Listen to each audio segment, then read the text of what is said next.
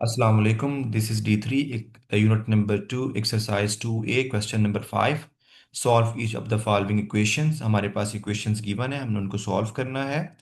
तो टू हमारे पास जो पार्ट ए है उसमें k n to 2k plus 5 = 3।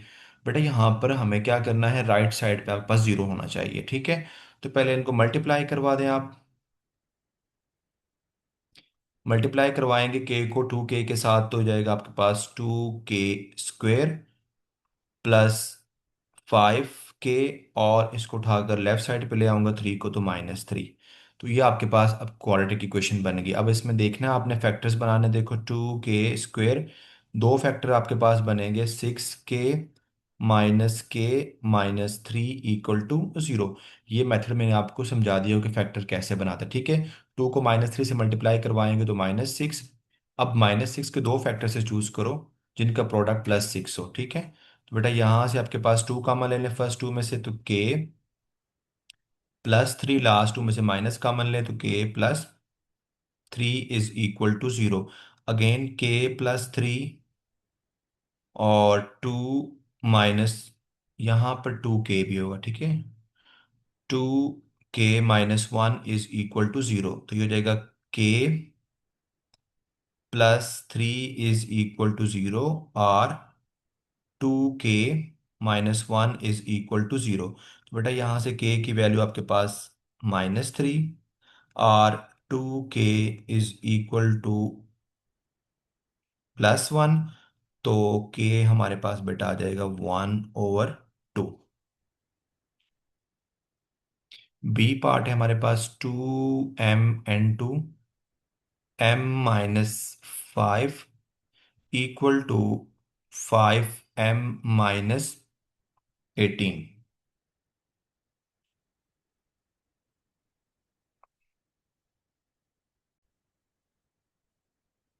पहले यहाँ पर 2m को मल्टीप्लाई करवा दें, तो ये हो जाएगा आपके पास 2m² -10m, और इसको उठाकर लेफ्ट साइड पे ले आए तो -5n+18 = 0। तो बेटा हो जाएगा ये 2m² -15m+18 = 0। अब आपके पास ये स्टैंडर्ड फॉर्म में आ गई है, ठीक है, इक्वेशन। अब यहाँ से इसके फैक्टर्स बनाए, तो हमारे पास यहाँ से बेटा फैक्टर बनेंगे।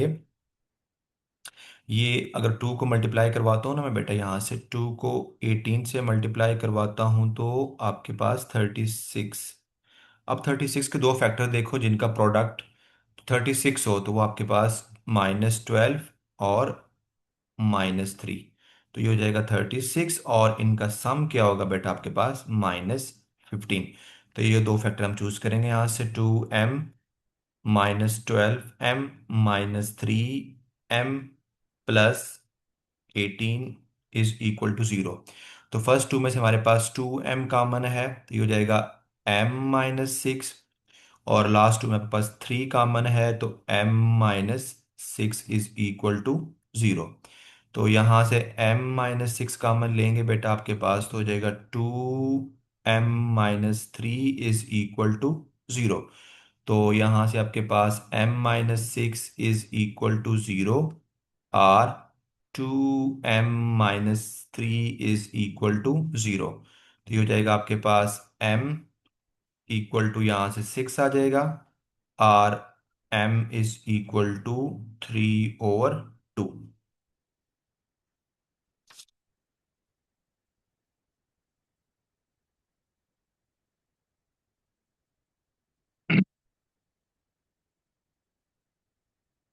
सी पार्ट है आपके पास n-2 n2 n+4 = 27। देखो आप ऐसे नहीं लिख सकते, ये भी एक्सप्रेशन है दो प्रोडक्ट का, लेकिन वो =0 नहीं है। तो आप ऐसे नहीं कर सकते कि आप n-2 को 27 के रख सकते हैं, इस तरह आपने नहीं करना, ठीक है। वो तभी पॉसिबल है जब आपके पास राइट साइड पे इक्वेशन क्या हो, जीरो हो।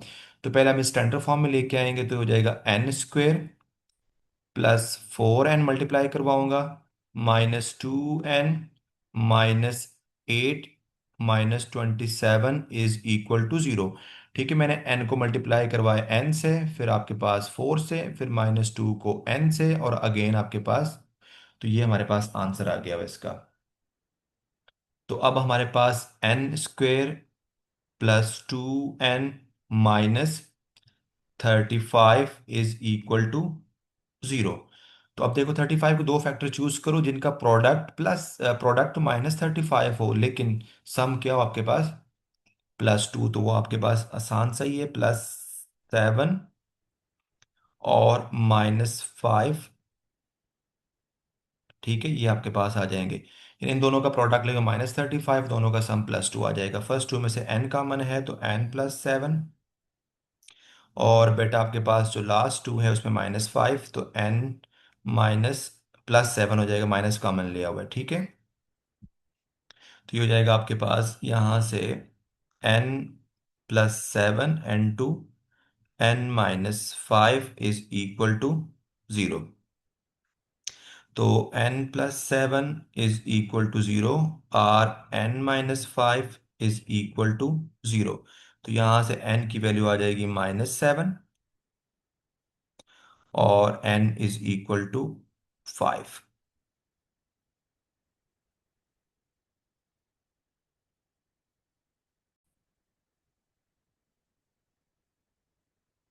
डी पार्ट p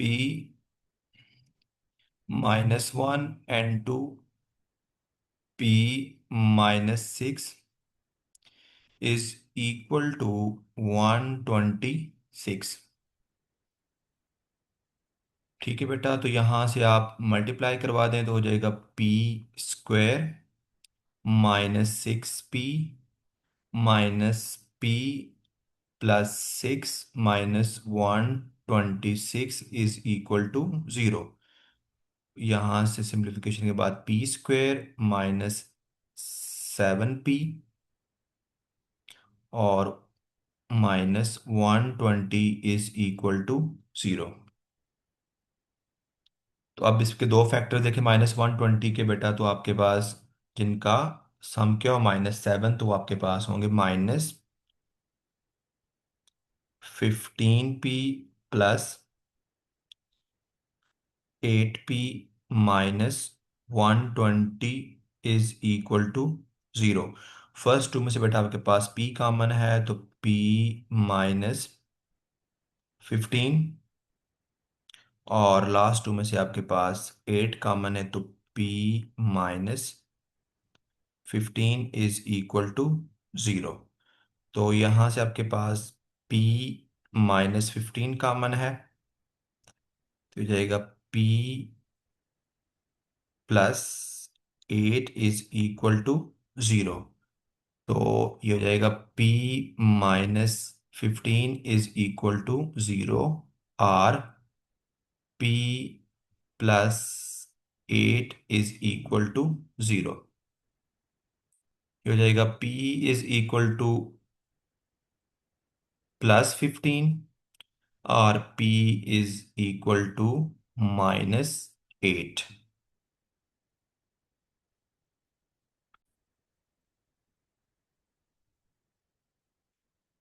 ई पार्ट 3r² -5 n2r + 1 = 7r +58।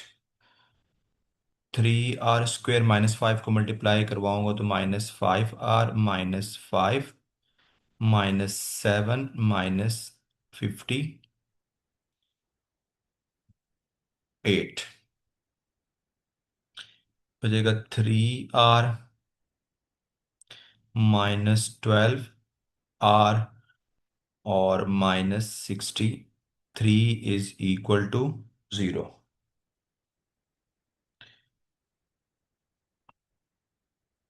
तो बेटा यहाँ से आपके पास अगर हम 3 कॉमन ले लें, यहाँ से 3 कॉमन है, तो हो जाएगा r² -4r और -21 is equal to 0। r² -4r -21 is equal to, ये 3 इधर आके डिवाइड हो जाएगा 0 से, तो आंसर क्या हो जाएगा, 0 आ जाएगा।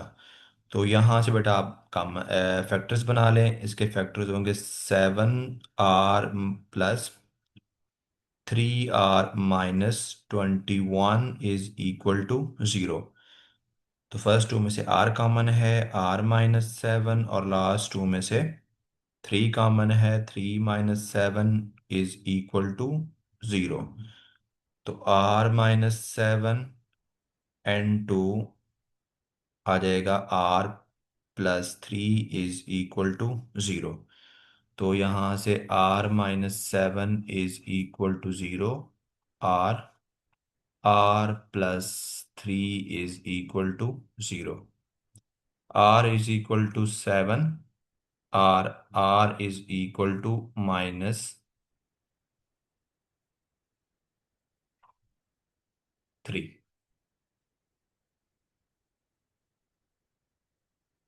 f हमारे पास 3s +1 and 2, s-4 is equal to